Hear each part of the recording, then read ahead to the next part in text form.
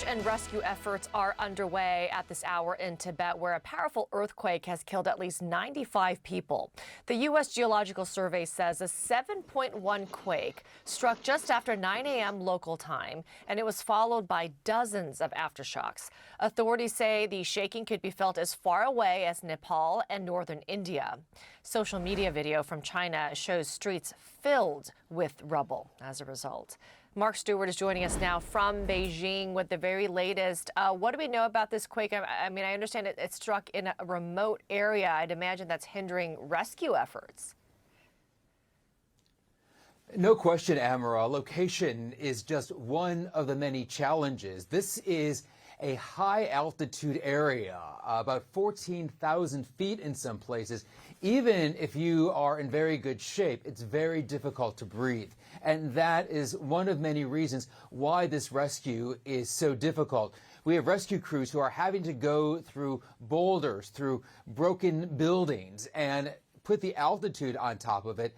It is a very daunting task. A lot of resources are being sent by the Chinese Air Force. In fact, we've just learned that a very large military transport plane has been sent.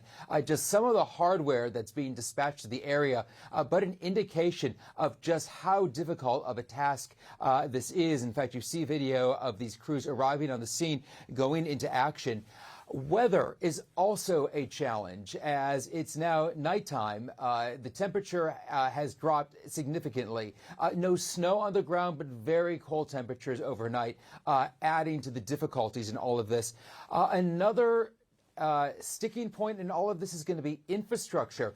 Many of these roads, as you've seen, have boulders on them. There's a lot of debris, in addition to buildings that in many parts look like as if they have collapsed. So it's difficult for people to leave the earthquake zone and adds challenge for crews trying to go in to see what is left behind.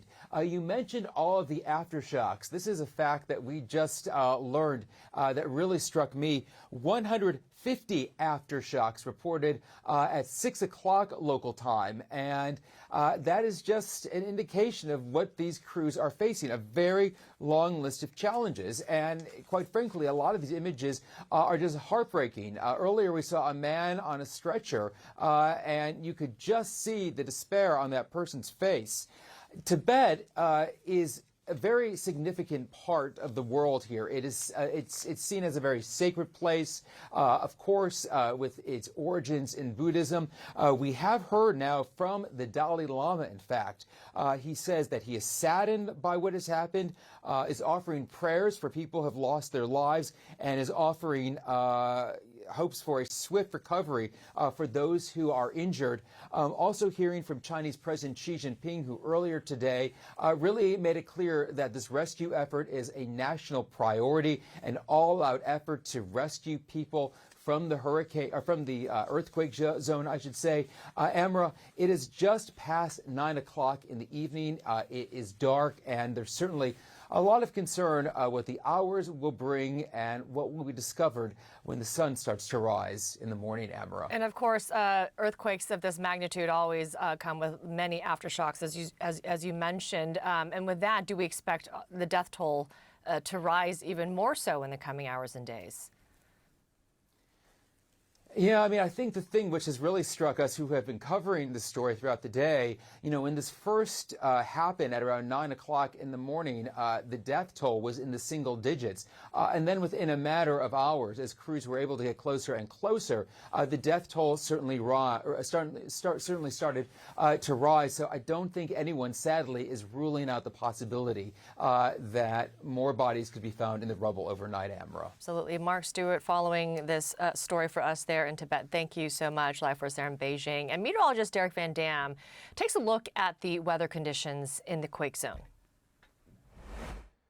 When this powerful and deadly earthquake struck just after 9 a.m. local time, what struck me is the shallow nature of this earthquake, only 10 kilometers deep, meaning that there wasn't a lot of ground to absorb the shaking. So the earthquake was certainly felt well away from the epicenter, and we do anticipate the aftershocks to continue, especially with this powerful of an earthquake. In fact, when we look at similar strength earthquakes, magnitude 7.0 or greater, we typically experience at least one magnitude 6.0 or greater aftershock, with several dozen 5.0 or less.